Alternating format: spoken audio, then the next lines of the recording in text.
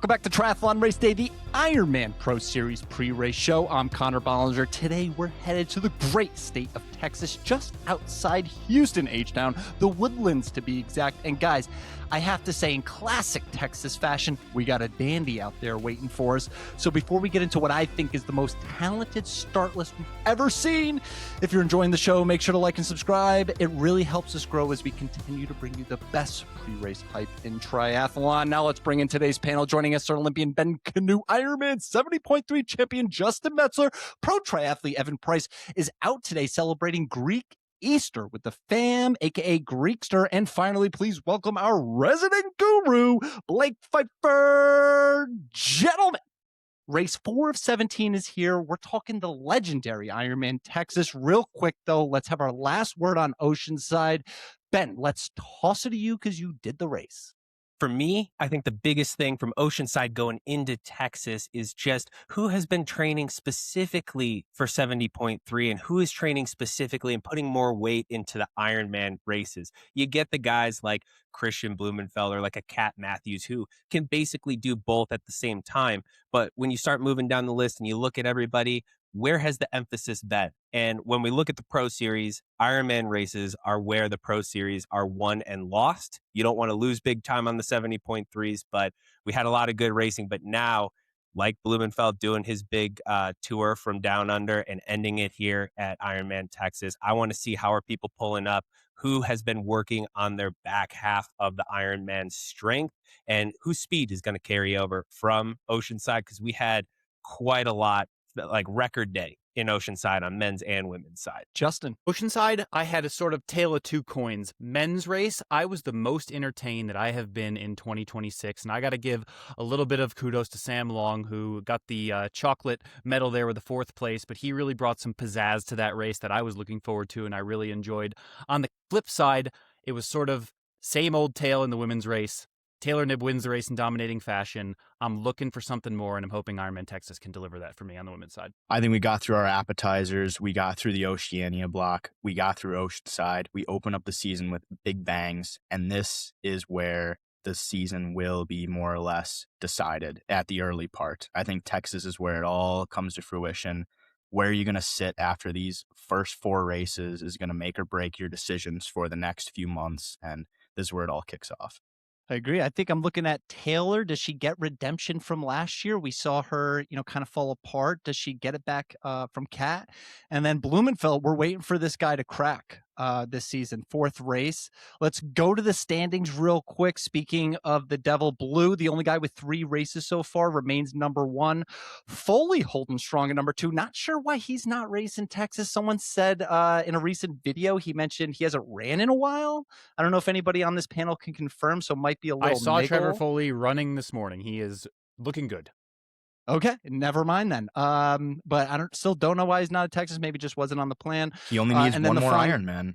Why? Yeah. Well, I assumed that Placer would be a backup for something like Texas, but maybe he's got another Ironman planned. He is racing St. Anthony's Triathlon. Big implications on the Pro Series. No, I'm just kidding. Olympic distance, St. Anthony's Triathlon. He is on the start list there? From my perspective, we were concerned early on about somebody like if Trevor went to like New Zealand and then trying to stack up a whole bunch of races. I think he made a smart move. He was fit. He went and won an Ironman in New Zealand. Now he's resetting, going to do, from what I could tell on social media, the Happy Valley Lake Placid double. I think we probably want to see one more 70.3 out of him somewhere in there if he's going to factor into the Pro Series fully. But I think it's a smart plan. Get in your full few builds. Don't feel pressured to go to Texas. Mm-hmm. And really the only reason to go to Texas is to test yourself for sure against a world-class field in conditions that are probably Kona-like. I agree. And then rounding up the podium right now in the Pro Series, the Flying Frenchman, Pierre Lecour. I think it's safe to say the people in the driver's seat for the men's right now in the top 10 are the guys who did the double, New Zealand, and who will be finishing Texas. So that's a la carte, Matt Kerr, Blue, and Matt Hansen. I think after this race, we're going to be looking at that as our top 3. Obviously, there could be some curveballs going on with Kat, number 1 after 2 races. Tamara, number 2. And the eyes on Danielle Lewis. I keep wanting to say Danielle Lewis in 3rd, who's also racing Texas along with Kat. And then you have Lumpkins, Hannah Berry, and Grace Theck coming into fight to see who's going to break into that top 3. I think Theck, this is going to be her second race in the Pro Series, or third race in the Pro Series. I got just one note on this whole Pro Series thing. I think it's good to keep track of where everybody's at, but we are so early in the season. You need the total of 5 scores to get going. So we're going to see, like, as people add up their Ironmans, okay, who's got more of a complete score than others. People are going to leave an Ironman blank for Kona. They might leave a 70.3 blank for the 70.3 world champs. So I think that there's going to be a little bit of math involved to see who has some of the higher scores in their individual events, or how high up are they with only 2 or 3 scores as we get late into the season. So right now, I think we'll see a huge shuffle in some of these, maybe not in the top 3 necessarily, but especially for the top 10, we're going to see a reshuffling here. And as we move into the middle of the season, as people start to stack up all of these different 70.3s and Ironman in the Pro Series.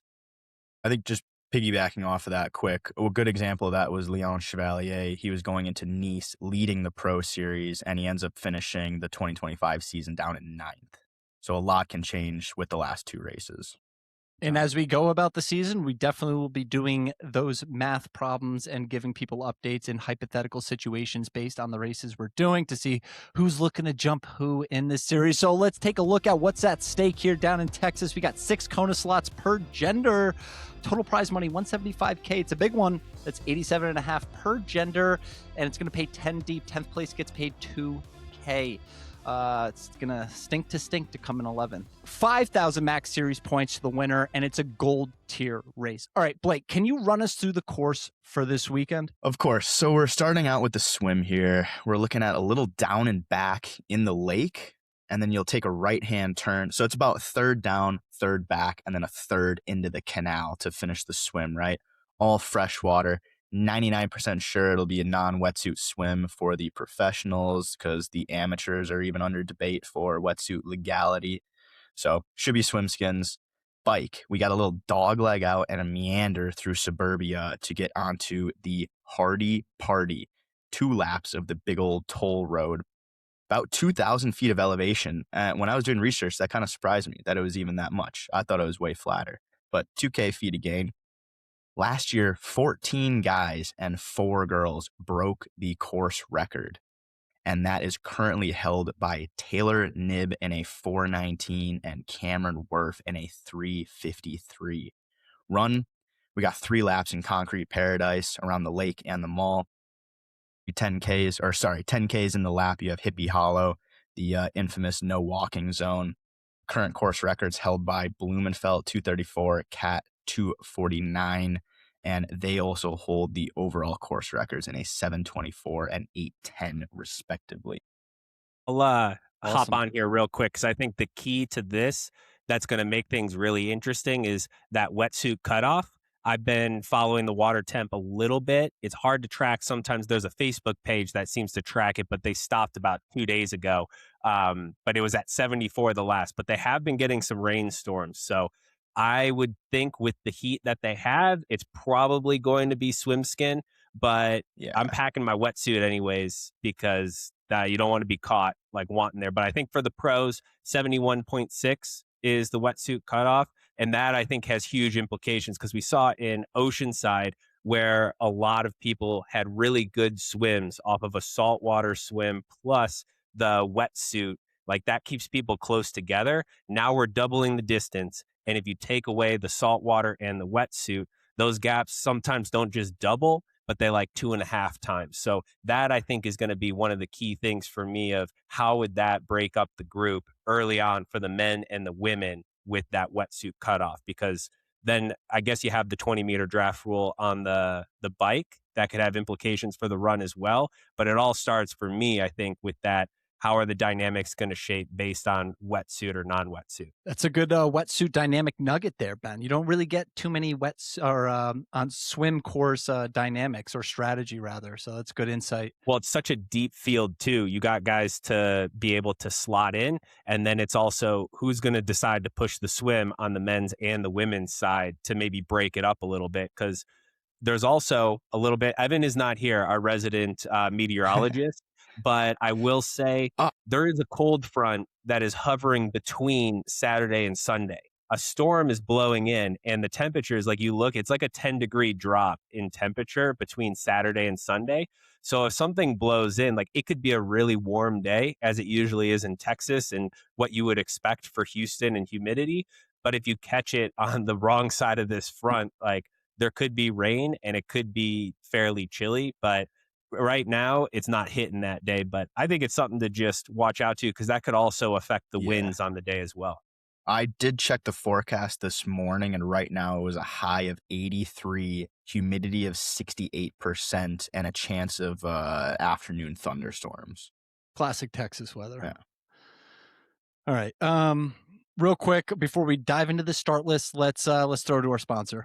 This episode is brought to you by Grindstone Collection Strategies, because podiums are cool, but direct deposits are better. If your prize money goes MIA or a race organizer is ghosting you, Grindstone is here to chase it down. They specialize in getting businesses paid, and if you're a pro triathlete, they'll do it for free. Zero fees, zero nonsense, just results. Visit grindstonecollections.com, fill out the contact form, and don't forget to tell them that your friends at On Your Left sent you, because nothing says I'm serious about my money like sending in Grindstone.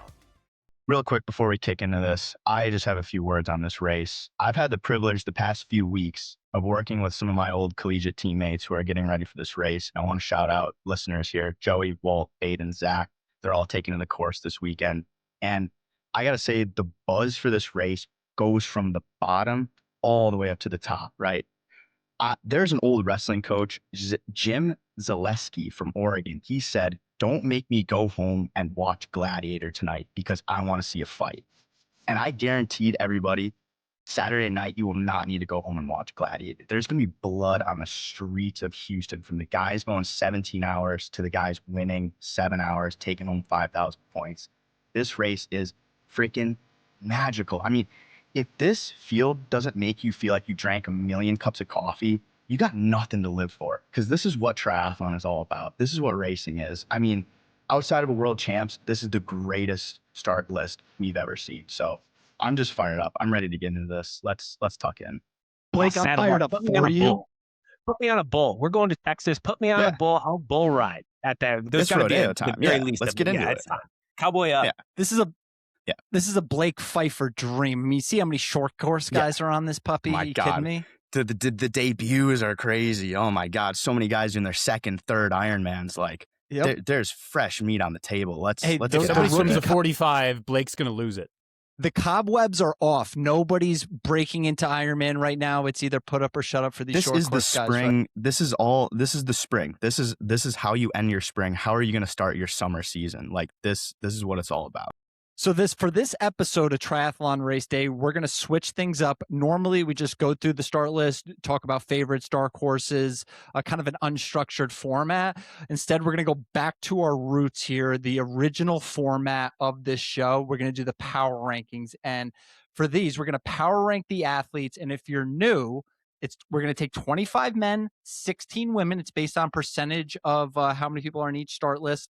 We rank these athletes based on objective and subjective attributes, meaning vibes, social media, race results, historical race data, which course suits which athlete. We do this in 30 minutes or less. And with the start list of this caliber, it only makes sense to ensure we cover the wide range of talents and backgrounds. These athletes will be ranked on a tier system, and we will be labeling these tiers as we go through the list. So fellas, the men, let me share the screen here. Who wants to kick us off for the power rankings for Ironman Texas? We got to go with some guys who are A tier. We got to come up with the name of exactly what it's going to be, but who are our, surefire bets coming into Texas? Guys who are going to be podium contenders without a doubt.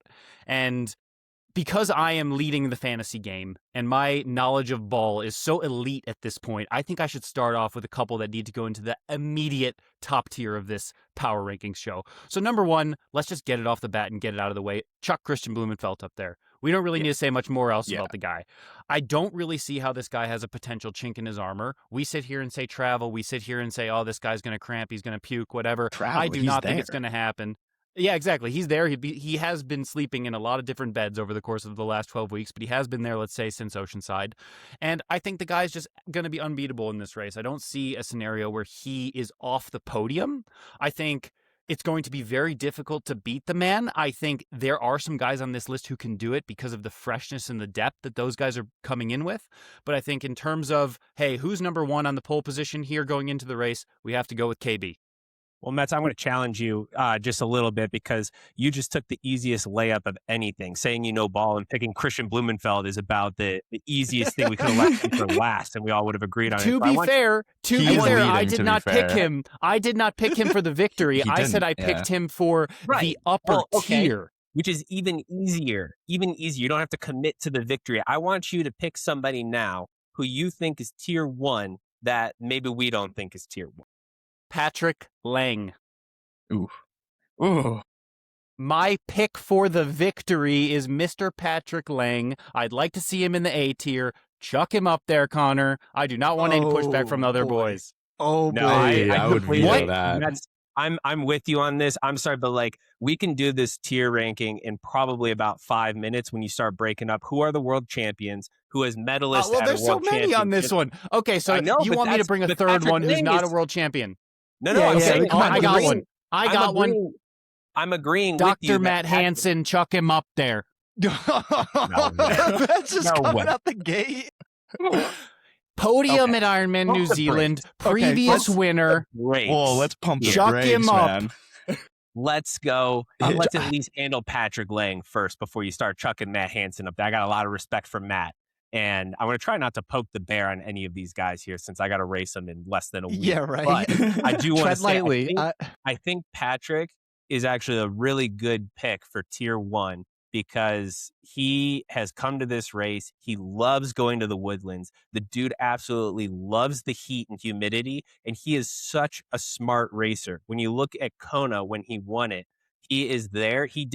People like to say he just sucked off the back. When you actually talk to him and you look at what he did in that race, he hung off the back so that he would ride a more steady race. And then he didn't make moves until the last, like maybe 90 miles of the bike.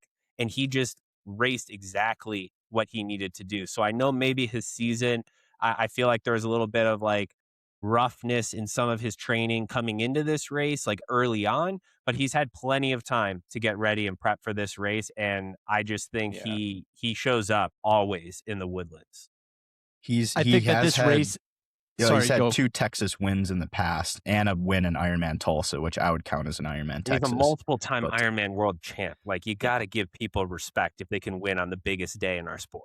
Here's what I think about Patrick Lang. Patrick Lang is somebody who has proven that he can be smart on the swim, smart on the bike, and have one of the fastest runs in the heat to win. This is a lot different than Ironman New Zealand, where we're talking about raw firepower, who's got the biggest VO2 max, biggest engine, all the things dialed. I think the fast runners in Ironman Texas have always won. I do not anticipate the dynamic being significantly different in 2026. I think this is one of those races where we either see Father Time show up or not. I'm just going to throw it out there. Ironman, dude, you can be like 50 years old and winning these races. Yeah, I mean, age is I don't think so. I want to toss up. I just don't think so. I want to toss up. When was the last time someone over 35 won an Ironman in a very competitive field? Was it not Patrick Lang? Kona? Yeah, Lang a 39 literally at Kona. Other than Lang. I mean, Jan Frodeno, like Matt Hansen. Yeah. Like, not the pro series, though. How old was Crowe when he won his 70.3 Kona double? No, I'm talking over pro 35. series in the last 3 years. Sorry, I was getting pro series was really like 5 races. Yeah. Okay. You've got a disparity here. I think you've got young guys like Casper Stornes, Sam Laidlow, 25 under. These guys are coming in hot. They're winning races. And then you've got Unk, who still got it. Matt Hansen, those types. Patrick Lang, those are the dudes. It's kind of like the in-between isn't successful. Mm-hmm. When I hear you talking about hiding on the bike course, reserving on the bike course, I think those days are over. And that's where I think, I just don't, that strategy. We're going to be moving so fast on this highway. In Texas last year, we had about 20 to 30 guys getting on the bike together. It breaks up in an Ironman because people overcook it. They don't pace well. It gets hot. We have the age groupers on the second lap. However, I will say, there was a spread.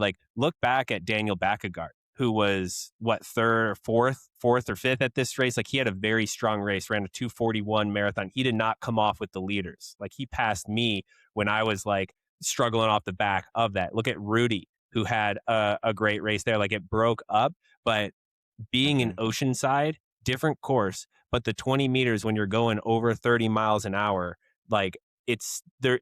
20 meters does not make it an individual time trial. It makes it so the watts are a little bit higher and there is more kilojoules spent on the bike, but you can still be savvy in this. And Patrick has been around. He's ridden by himself. I rode with him in Roth back in 2023, and we were solo by ourselves trying to ride and limit the damage to Ditlev and Laidlow. Like he can ride a bike too. So I think we've kind of beaten the horse on Patrick. I think it's respectful to put him in tier 1.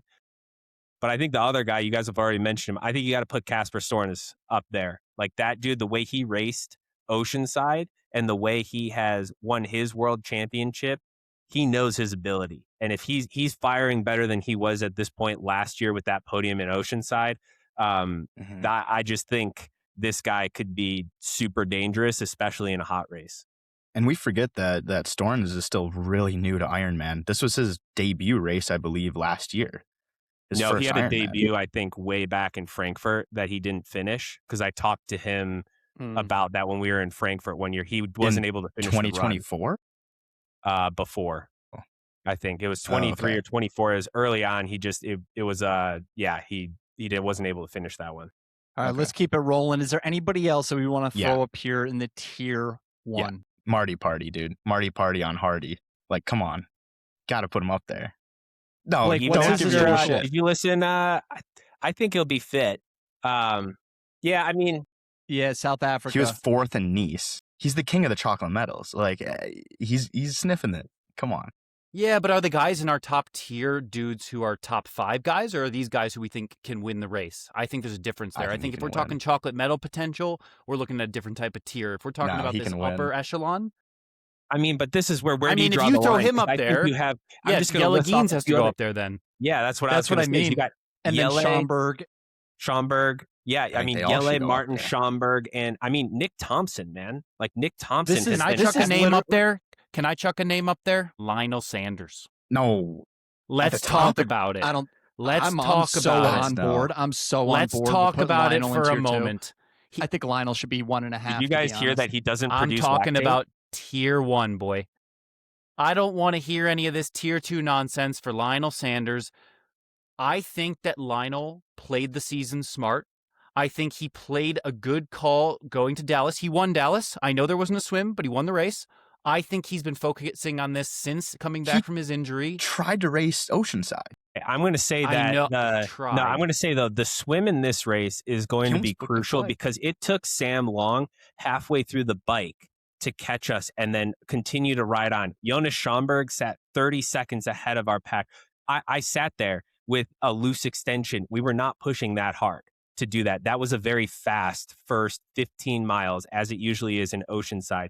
The speeds on the bike, the amount of power you have to push to catch the front is exponential in terms of like a Nice course where it's watts per kilo and it's like raw power. So I rode behind Lionel for a little while in Dallas. The dude is fit on the bike, but he was going after that. So the biggest question I have with somebody like a Lionel, a Sam Long, someone like a Leon Chevalier, some of these guys who are not going to come out at the front of the bike with all of the bike power we have is what matches are they going to have to spend to then be able to go and win the race? So I'm not against putting Lionel up high on the tiers. The dude is an absolute weapon in triathlon, but I think he's more of a, oh God, somebody else say it for me. Somebody else say it. I can't poke it. You gotta chuck him up. Oh my God, come on! You gotta chuck him up there. This is a guy who's been on the podium of a world championship in St. George. I feel like this is a guy who's got a lot of focus coming into this race. I also feel like you can play it 2 ways. You can say, all right, Rudy Von Berg isn't in a tier 1. You got to put Rudy Von Berg tier 1. He's been in the 3rd place in Texas. You do. Let me finish my Lionel thought before we move on to the Bison. Here's my Lionel thought that needs to be considered. Lionel this front of this race is going to have a lot of firepower. You're going to need to be in a strong position. There's going to be a big group, but it's also going to have monumental blowups. People are going to not consume the hydration they need. They're not going to get on the carbs. They're going to blow. Lionel's going to be coming steady from the back. He's going to have to ride hard, but it's going to be steady. It was 70.3 Worlds 2018. You had 3 of the best triathletes to ever do it in Javier Gomez, Jan Frodeno, and Alistair Brownlee. Javier Gomez walked during the 70.3, during the half marathon, still ran a 68, still on the podium. Everybody else who was waiting for them, myself included, to blow up, that was everybody else's game plan for the 3 best to just kill each other, and then we pick up the scraps. Didn't even get a chance. What's the operative word? What's the operative word? 70.3 versus Ironman. I mean, yeah, you blow and you walk 30 seconds. It's not a big deal. Yeah, you can still run a 68. You blow and you start walking at mile 20. You're going to bleed a minute per mile. This is the women's Kona. You have 2 out of the top 4 or something blow up, but you still had one of those people, Solveig, who decided to not do that, who is not so far behind, who is able to close the deal on somebody like a Kat Matthews, who is so good, who I think is probably one of the best at Ironman distance in just measuring her effort. That's the biggest question I have with Lionel too. When is the last Ironman he has had that he has put together a very solid performance from start to finish? You're talking so a I group think of we need 3 to get people. You're talking a group of 3 and people. also, This is going to be a group of 15. But we're also talking too, like there are Kona slots on the line. This is somebody's like, if you don't get your Kona slot, there are 6 Kona slots, just 6. So my question is for someone like Lionel too, what is his objective? Like he wants to win, of course. Like who doesn't? Like the dude is a winner, but he's also, for these guys who don't have their Kona slots yet, what's your risk assessment in going out? He might have the steadiest race in the world, but what is his swim deficit in that? I think he sniffs the podium. Like I don't think you can count Lionel ever off the podium, but for the win, like top tier, I just think if we're going to pay respect to the guys on the top tier who have won world championships and have recent Ironmans where they have raced very well, Lionel right now is a tier 2 for me versus a tier 1. So Lionel, don't hate me. So I love you. So this is how we're going to have to separate this. And I just came up with this. I was on Lionel tier 1. Ben just talked me down to tier 2. And it sounds like we're in a 50-50. Blake, you're tier 1, tier it sounds 3. like. Oh, okay. Yeah. I don't think he's racing with those guys. Looking at these 2 tiers, all I know is these guys aren't willing to hurt themselves as much as this guy. And for instance, this guy's willing to soil himself. I don't think these 3 guys are willing to soil themselves. Those guys are DNFing if they have GI issues. That's all I'm saying right now. That's why I'm inclined to put him at 1.5. I was kind of in that top tier. Do we just to even it out? Do we bring him down just to 2? Send it at 1.5. All right. I think in conclusion, because he's a bubble guys go down. So we gotta respect the top. So bubble goes down. Let's move on to Rudy Von Berg. I mean, this is a guy like this. I think we should clarify too. Like, I don't think tier 2. First off, I'm a classic tier 2 guy. I'm all about tier 2. Like that's where I've lived. They're probably gonna bump me down to tier 3 or 4. We're running out of space in tier 2, Ben. I don't know, buddy. I'm realizing I can make them smaller. People in tier 2 that they're taking my spots here. But I think we also have to clarify, like the tier 1 between tier 2 and 1. I mean, it's pretty world class. Like I got to say this because I'm racing against. We're talking about world champions on the top, to this, but yeah, it's like it's literally who has won a world championship basically up on top. And I think there's one guy who we haven't talked about yet who has won a world championship, which we're going to be debating about should he be tier 1 or not, which is Gustav.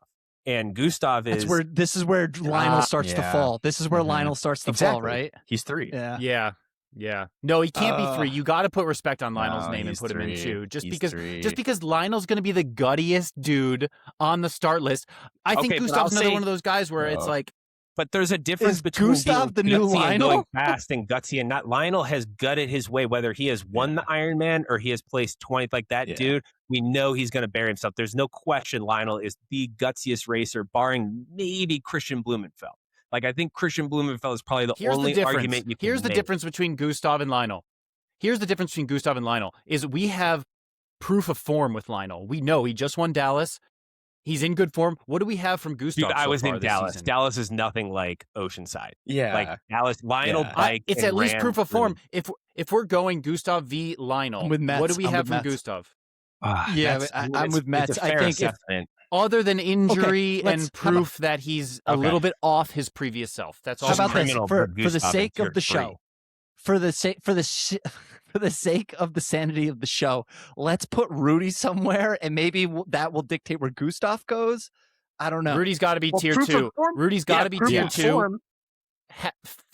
This is where Firm okay, so tier this is 2. where this is where we're making the distinction. You say there's proof of form. If there's not a proof of form, it falls back on previous results. Like if we were going off of Rudy back This in season, Yeah, 20 Rudy got smacked in Dallas. yeah, I'm but just he- saying you know, like this is if his we were age. going off you of have to put more context, I feel like. yeah, Rudy. I feel like you got to give Rudy the benefit of the doubt in the sense that he's an Ironman guy, and we know that. Yes, his 70.3 results this year haven't been super class, but he's also shifted over to Ironman and proven that he's good over the Ironman distance. Third in Kona and third at IRONMAN Texas last year. He's a firm tier 2 guy. Gustav's been spotty the last 18 months. If this was 18 months in the past, if we were looking at this early 2025, he's a tier 1 guy, but Justin, his you've proof got- isn't there. I think Gustav's got to be tier 3. You've got the insider info with Rudy, I think, here. So you kind of have the final say of if you're going to be completely honest, no hard feelings to Rudy, because we know the dude can perform at Ironman. Going in, we know he switched coaches. Like, is he still figuring out the training? Is it still taking some time? Coming from somebody who switched coaches last year as well, it takes some time to adapt. Like some people adapt super quick and you see a big spike in performance. Others, it takes a little time to get into the training. So with Rudy, are we just seeing that? Like, is this going to be a really solid performance by him, a top 10? But is he not quite up to that? Like he went 7:33 last year. It's going to take sub 7:30. It's Here's my almost like insider a- info. Go. My insider info is that Rudy's going to ball out on an Ironman day when it actually matters. I think he's a big performance guy. He's been on the podium of the 70.3 World Championship, podium in Kona. From spending a lot of time with him the last month, this has been the focus, and this has been a priority. Dallas and Oceanside were a build-up to this race. He wanted to perform better at those races, don't get me wrong, but this has been his front half of the season target. We'll see whether or not his coaching change has been successful. I think after Texas, but I think up until this point, we got to give him the benefit of the doubt. Could you make that same it argument sounds like about Rudy Gustav? has been playing. That's a similar argument you can make Sorry, with Ben. Gustav, though. Like Gustav, probably most I think people it's different with probably Gustav due to prioritize- the injuries. Yeah. And it sounds like talking with Gustav after the race, it sounds like he was pretty happy with his Oceanside performance. Like he wasn't too down about it. So I think that's just indicative of like where he knows his fitness So, is. But it one sounds last like thing, what 'cause it Metz just is made me saying is think- Rudy's. It just made me think, though, the past 2 races with Rudy, in his post-race posts, he has said something about a tight back. Like, is that something that is But going to come into play? Has He's it been saying that for years, though. He's been saying that for years. Well, I mean, he had. And I he think had he's solid races. focused on making that a non-issue. He's focused on making that a non-issue, and I think Fair he's enough. going to have some problems solved. The only way you solve problems is if you run into him and you hit him Okay. head on. He's a pro. All He's a right, pro's well- pro. He's going to figure it out. So this All right. is what's to Then we know gotta move about on. Rudy. He's been playing possum. If he shits the bed, then that's the Rudy of today. But if she performs, Rudy's played possum better than anyone I know. Let's move on. Another name. Let's throw him Nick out Thompson, tier 3. there. Not the name I wanted to talk about, but okay. Nick Thompson, tier 3. Dude. Okay, somebody's going to have to go Fuck for no, it. I'm Blake. going for. Fuck no. Let me get a little rant on Ben Canute here. Okay, Let me get go. a little Ben Go. Canute rant going here. Go. All right. God, good Word on ranger, the Ben. street has it Ben Canute rode it. He rode 8 hours last weekend. He's strong. Somebody was riding with him and said he was averaging 250, 260 the whole way. That's the rumor on the street. I'm hearing that for 8 hours. 8 I'm hours hearing isn't about that a run. long. I'm hearing about a run off the bike too. I don't know Hey, about the duration, but I'm hearing about a run off the bike. There was a run off the bike. And What's up? There was a run. I know there was a run, and this is positive. I Ben's think hiding because Strava workouts. we gotta chuck Ben up there to tier 2. We have to give him the justice. Tier 2 for life. Not only because he's on the show, he's a tier 2 guy. Here's my reasoning. Number 1, I liked what I saw in Oceanside and Dallas. Number 2, he rode 8 hours last weekend. He's training for Ironman. Number 3, Ben's coming in with confidence, and I like that about Ben. If Ben's rolling on a hot streak, he's a bit streaky. So, if we get Ben having a couple results here, third at Ironman Arizona last year, he's already qualified for Kona. He's going to get to the front of the race. I like what I'm seeing from the guy. I also think he's coming in with freshness, which I think some of these other guys, they're doing the work, but they're doing a lot of work a week out. And I think Ben's new coach is smart. I think he's going to have him ready for the day. And so I'm not trying to glaze Ben right here, but I think he's in for a solid day and he's a firm tier 2. Justin, I've always liked your opinions. I've never disagreed with you before. I like your thoughts on that. I want a motion to change tier 2 to tier 2 is for winners, and just make that instead of ITU Texas, tier 2 is for winners. Those are like guys who ball out. I think those are guys who like F it, we ball. You know what I mean? Like those guys are going to ball out, or they at least have the potential to ball out. F it, we ball. I like that. F it, we ball. I do think there should be another name up here. I think Blake wants to veto that entire rant, though. I saw him shaking his head, and I want to call you out. I want to put you on the spot on this and say it to my face. No, the question is, Blake, chuck him down to tier 3, Blake. Give us your rebuttal. Don't be shy, dude. I was thinking it was more Mets. Mets is trying to curry Ben favor so his oddball takes get passed through. That's what I was thinking. I wasn't denying the Ben fitness. I think it's collusion on the panel. So because I've got weird takes. Remind me who's leading the fantasy series. Ooh, yeah, but you had that Mickey Mouse New Zealand point. I know. We're still coming back from that. I think let's see how the points shake out like in the next 2 or 3 races. I will say this: it was frustrating nailing last week's winners for both genders, and so did Matt's and me not making any up of my deficit. Okay, so we have Matt Hansen and Jason West. Let's talk about these two. Matt's already threw out Hansen's name. That's what I'm saying. These are tier 2 potentials we're talking about here. I'm annoyed. I think Matt Hansen has to go in tier 2. He's won the race twice and is coming off a podium in an Ironman Pro Series. If the guy's anywhere other than second tier, I don't know where he freaking goes in this. I'll say, I mean, I think it all comes down to the swim and the bike for Hansen. Like, what's the deficit coming off? Because I've gotten off the bike like 10 minutes ahead of Hansen, thinking this guy's good. My Ironman debut, I had a full-on Hansen like effect where see him running. Go, there's no chance he's getting back in it, and then he goes. The only thing I'll say about Hansen is Hansen's going to go out in 2:28 pace, like a lot of these guys are. Now the question is who has the strength to continue on with the 2:28, and that'll be the difference. If Hansen throws down one of his classic 2:30s, like that's 4 minutes faster than we've ever seen on this course, and all of a sudden, like this tier 2 makes a ton of sense. But if he runs like a 2:35 or so off of a bike that's 8 minutes back from these guys, that's the only question. Because again, I'm just going to mention the 20-meter draft rule is fantastic, and it's not as much draft as the 12-meter. But it's not this whole like Hansen rode by himself in New Zealand or was in the group or around there, and there wasn't as big of a field to get like the quote unquote somewhat draft effect. This, we're going to have like a lot of these guys are coming out of the water together, like with Schomburg, Van Riel, all of them. Too. And at the speeds, like this is a very fast. We will see multiple guys again sub 4 hours. So if you're making up time, you're just trying to limit the damage. My biased take, it wants to drop the 3 short course guys, Riel, Yelly, and Schomburg, because I know 2 out of 3 of these guys, like Matt said, are going to blow up. I just know it. We're not going to get up. But they got to stay in tier 2 because I know. It's a total roll of the die of who's who.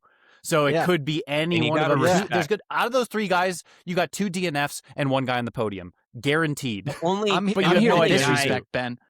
I'm here to disrespect because you know what I'm looking at. I'm looking at Jason in here and Sam Long, and I'm like, those are another two tier 2. Okay, guys. I want to make a case for myself. Who has the second fastest Ironman time from the U.S. overall? No, I'm saying drop the short course guys to 3. Oh. We shift Rudy, Lionel, and Sam over. I mean, my argument for these ITU guys is because these are guys that I look at as players when, like, I'm coming into this, like, I look at who's going to be players as I'm racing against them. Like, you've got Van Riel, Jelle, and Schomburg, who are all going to be coming out of the water relatively together. And they are thinking about, like, Jelle is a 2-time 70.3 world champion. Van Riel has had a couple amazing Ironman performances, was hanging in with those guys in Nice on a short run block. And then you've got Schomburg, who also went off the front in Roth and held it together pretty well. I think those guys have the respect of Yele's the only question mark because we don't really know his Ironman prowess. However, I think with his caliber of racing, like he made the jump from short course to long course relatively easily. I think that we'll see something similar in an Ironman. Like you just got to let's bang him out. These guys I'm could going on all a be Sam racing Long rant. 100. Go, Mets. Sam Go, Long rant. Unfortunately, and you guys know I gave him credit in the intro, I think Sam Long has to be a tier 4 guy for this race. And I think he's coming in exceptional form. But what are we looking at with this? We're looking at a swim skin freshwater. I think the swim deficit's going to be 5:30. I think he's going to spend a lot of energy in the first half of the bike trying to get to the front. And we saw him bonk in Oceanside. What's an Ironman doing to the guy, right? So I really feel as though Sam's going to have a solid race. I think he's going to be in the top 10. I think it's going to be very similar to a Nice performance. But I think when you put him in these very high power fields, big dude, high carb burner, pushes huge power to get to the front of the race, I think that we're going to see a very fast front half of the marathon and a struggle in the back half of the marathon. I wish it was different, but that's my prediction. All I gotta say is that I haven't heard anyone say Sam Long bonked at Oceanside, and that couldn't be more true. Nailed it. Wow. God. Took the words right out of my mouth. Oh my God. Oh, I think that this is like I told you I was of running these hot guys- today. Like, I think a lot of these guys, like this swim deficit is going to be really key in how many matches are you burning. Like, I look at a Jason West too. He's a very similar athlete to Matt Hansen, but a slightly better swimmer, because look at Lake Placid. Like, he also limited some of the damage. He was on pace for a very fast Ironman in Placid. And we know Jason West can run well in the heat. Like, I was the victim of a Jason West rundown in a very, very hot Louisville 70.3 last year. If he usually knows his run ability very well, like a Hansen. That's where it's just a question of what is the bike taking a toll on these guys? Where are they coming out in the water? And that's where I think it's getting hard, because like Jason West could be a tier 2 guy if you take into account his run weapon with a marathon late in a hot race.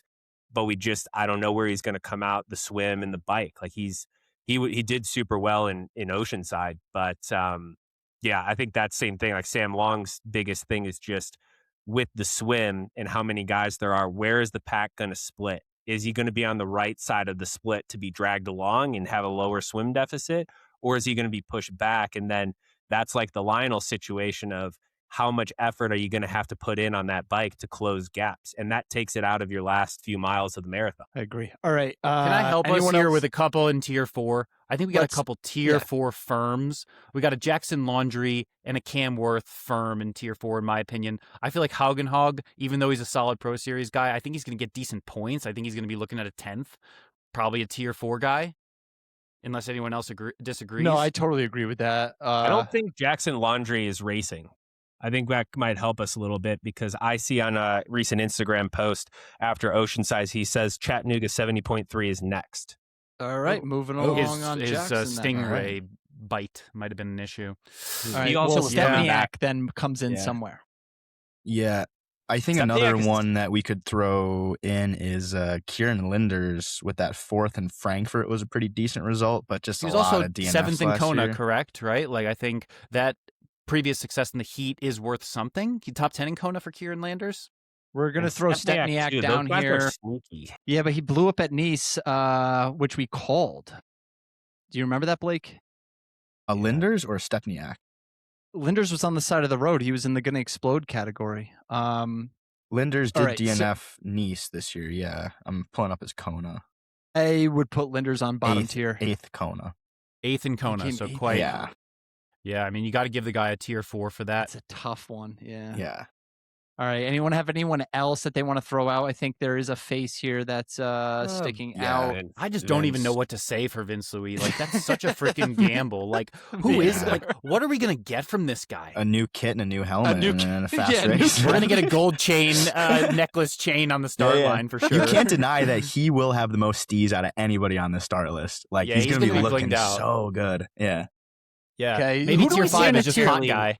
He had a fairly respectable Roth overall. Like You're that was very good, Rob. That was that his was first solid. Ironman 4th. I think yeah. the And biggest T100 question is- Las Vegas right? He came in like something. I mean, it's really hard to compare a T100 anything to Ironman Texas. I blaked the but, hell out of that. Yeah. I mean, Stop to be bringing up fair, the Cam T Worf's word. going to be coming in on something pretty blinged out. He's going to have some Ineos, Yeah, his kit stuff on always him. looks so good. I think You think chuck him Cam in Worf's a the- tier 3 or a tier 4 guy? Tier 4. Yeah. 4. I don't Do know. we I see swim in anybody ocean in side. these in a tier 3? I think a Leo Arnold.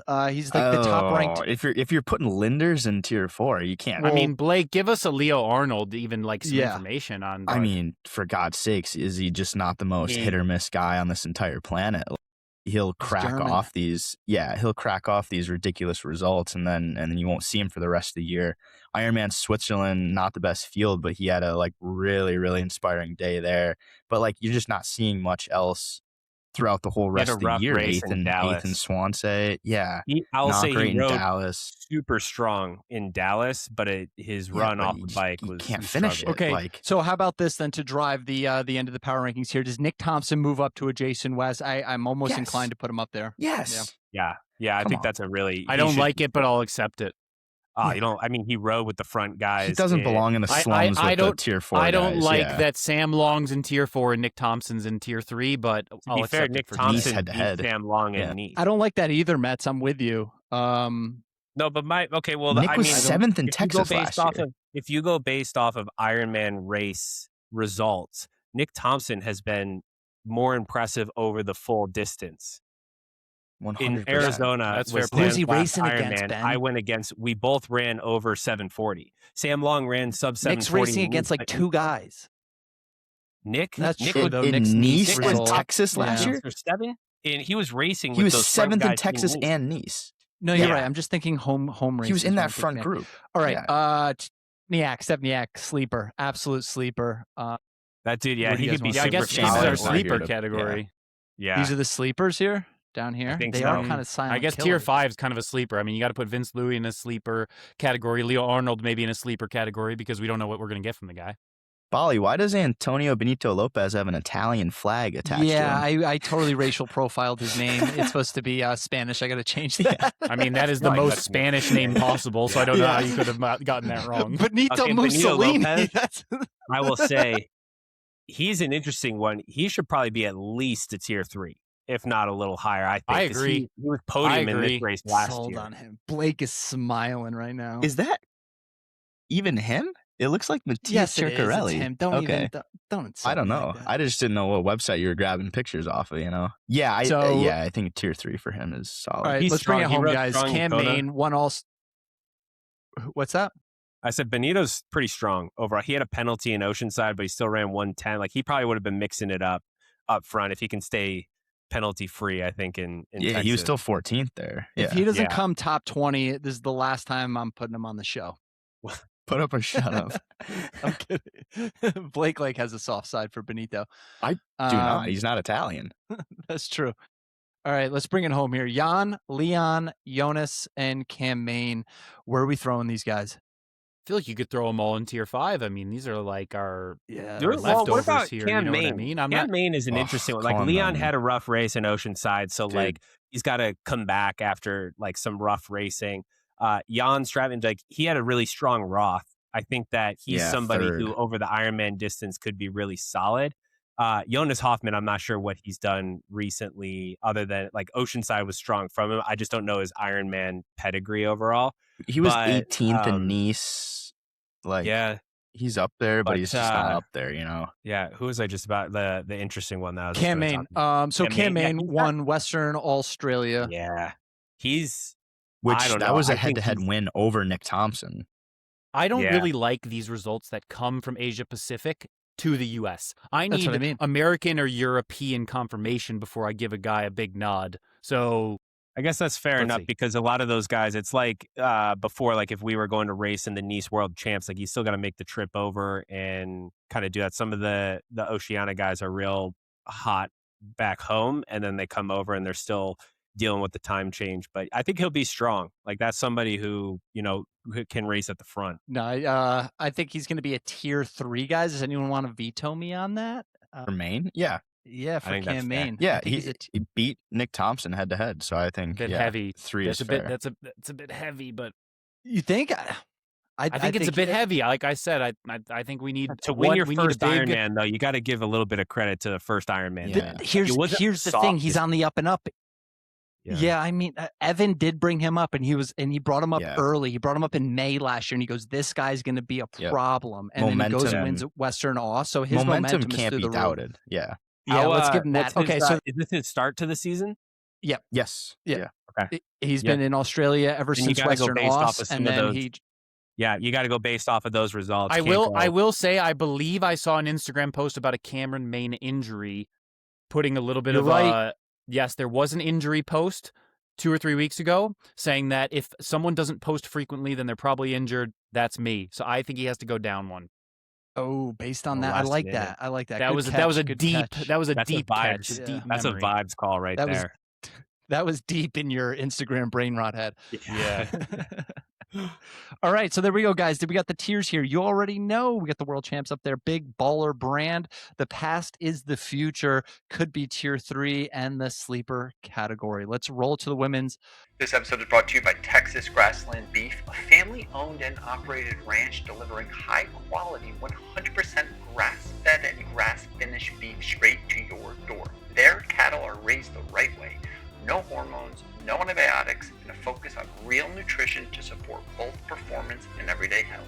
Whether you're training for your next race or simply want better food for your family, they ship premium bulk beef nationwide. It's convenient, clean, and sourced directly from the ranch. Head to txgrasslandbeef.com. That's txgrasslandbeef.com to learn more and upgrade the way you fuel. Who wants to kick things off? Current Ironman world champ and Kat Matthews. I think you got to put tier 1. I'm going to purposely not choose the American first because just take those obvious but I mean, Taylor Knibb is the other obvious choice. Like those 3 are pretty obviously tier 1 in my opinion. Let's toss them up. That's what I was going to say. There's a clear-cut big 3 here. Yeah, this is a queen stay queens situation. We also don't have a lot of people who are going to really shake up the status quo here, right? Like if we had to make bets, what are our bets that it's a Solveig, Taylor, and Kat podium? 90% chance, the only people that are going to prevent those guys from getting on the podium is themselves. Yeah, that's what I was going to say. It'd have to be a Kona scenario where they just launch nukes at each other. I don't have much insider info on the women's field, but I do have a DM from Lisa's boyfriend saying she's in quote unquote dangerous shape. That's what I've heard. She's been in Tucson for a while. Well, I think we have to. I think this is a clear cut tier. I don't think you could put anybody in tier 1. I think when we get down to tier 2 and 3 and stuff, that's where we'll argue. And before we go on to Lisa, because I think she's also a very solid contender. I think somebody who's interesting is India Lee, because you got Taylor Knibb, who is going to be a very strong cyclist, but India Lee as well is somebody who is super strong on the bike and has been very solid overall. Where has India Lee been in a while? Yeah, where has she been in the last year, and what have we seen over the marathon from her, other than maybe some victories or podiums? I don't think we've seen much quicker than a 3-hour marathon. And I think if we're talking podium for this, I mean, Solveig on Strava 2 days ago posted a 22-mile run averaging 6:20 pace. So we're not talking about tier 1. We're not talking about tier 1. We're talking about tier 2. Well, I think but you need to compare and contrast. I feel like tier 2 has to. Going to the T100, I'm saying. Yeah. Sorry. I think tier 2 has to have a shot at a third. I feel if there's any chink in the arm. Race dynamics wise, I think a shot at third, if one of the top 3 blow up. But I think race dynamics, it's helpful. There's 2 ways that I think you do it. One is you're with Taylor Knibb on the swim and the bike, and you're able to ride off the front. Taylor Knibb will ride basically a course record, essentially. You will get a big gap going on in the marathon. Then you run your race, and you just stay within yourself on the marathon to limit the damage. Or you pull a Tamara Jewett, where you race your race for the first 2/3, and then you run down and plow through the field in what could have a lot of epic blowups. So I think that's we hit the 3 strongest, most consistent Ironman athletes at the top. But then you have India Lee, you have Tamara Jewett, you have Jackie Herring in there, who Jackie Herring, somebody we got to talk about for a tier 2, because she has some really big wins where she's taken advantage in the Ironman. So I think a bigger threat is Grace Thack. I was going to say here, this is where India almost drops down to third based on her debut? Ironman historic. If we're race talking data. shots at the top, I think Grace is probably one of the more likely people to take a shot. Yeah. Is that her debut? And let's not sleep on Hannah Berry. I mean, she was Hannah second Berry Ironman last year. I think Grace got Hannah Berry up there into the second tier as well. Yeah, Hannah Berry, second at New Zealand. That's the other one I was losing. Yeah. Hannah Berry is just going to be steady all day. Her consistency is sort of bar none, and I see Hannah Berry on this podium because I do feel as though there's going to be an issue for one of these top three, and I feel like the next one to come through is either going to be Perturer or Hannah Berry. That's my. And Hannah Berry was fourth in Kona, right? Yep. Yeah. I mean, that's a really solid tier two. She's right but there. my only question is, Grace Thack, is this her first Ironman? Roth last year, second place. Roth. Second place. Okay, yeah, that's a very good debut. That's a very good debut in Roth. And not to mention coming off second in Geelong and fourth in Oceanside, which I know 70.3. She's going well. But yeah. The other name that we need to consider for this, obviously, is Danielle for tier two. I feel like she's kind of earned it because I could see here, theoretically, we're looking at 246. We're looking at top 8. I think all day Danielle's in there, but again, we have to distinguish tiers somewhere. So I'm not seeing a threatening result from her. Like, she DNF'd here last year. She was 6th in Hamburg, 6th in Placid, and then 4th in Cozumel. And that's what I see. I see a 4 through 6 all day for Danny Lewis, and I think I stand by my position on second tier being a potential threat for a podium. I see Danny Lewis being 15 to 20 minutes down from the win with a 4 through 6. Okay. Tier 3 now. I think that's a solid tier 2. I don't see anybody else in these. Maybe a Svensk. What's Svensk looking like right now? Second at Cozumel. I think she's got to be a very similar to India Lee in the sense that she can throw down a pretty solid day, but it's not going to be anywhere in the realm of a real moonshot like these other girls. All right. Who else we got down here? Where was Marta Sanchez in Oceanside? 6th. She was 6th. She's solid. I feel like she could be up there. And then you have Lumpkins, 7th at New Zealand, 6th at Geelong, 12th at Placid last year, and then 27th in Kona. So a little bit all I think she's she seems to be on an upward trajectory with those recent 2 results. Those I think are starting to go in the right direction versus the 12th in Placid and the 27th in Kona. And I like that it seems like she's got a bit of an intention this season, right? Like she's rocking out the Pro Series. She's sitting here saying, I'm trying to get myself a top 5 or a top 10. And so I think that's somebody who's going to also be there to cover the blow-ups and the people who are DNFing and the folks who are like, not my day, I'm going to Placid or whatever it is. I think someone like Gabby Lundqvist is going to be like, all right, I'm steady all day. I'm going to try and be, a diesel engine and rock myself a 6th or an 8th, which would be an awesome that's what I was thinking. Like, she might be a 12th on paper if we race this all in a perfect time trial, but if 6 people blow up, all of a sudden she's 6th. Like, I like that's that how it term could shake out for her. Mets used, clean up.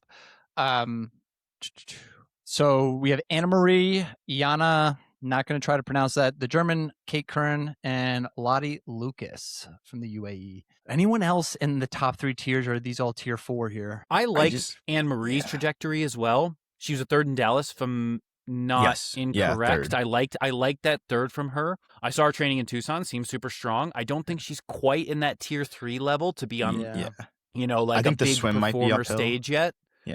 Yeah. I think she's going to be really strong on the bike, but I think this race is also going to favor the front tremendously in terms of the media motos and the attention on the front 3 girls. So I think we're looking at massive, massive gaps at this race, especially to the power that girls like Solveig and Taylor and Kat are riding, plus whatever help they might get from the media on them. This is a name here, Jana Oosterdad. I'll take a swing at that. I'm looking at those results. 6th South Africa and 15th at Kona. She might be a tier 3 here. This is like a hit or miss sitch. 15th at Kona. That'd be a deep is cut. alluring. Yeah. That's alluring. Has she done it? This is her start to the season too. This is her debut. So I mean, I feel like you got to fall on those results then.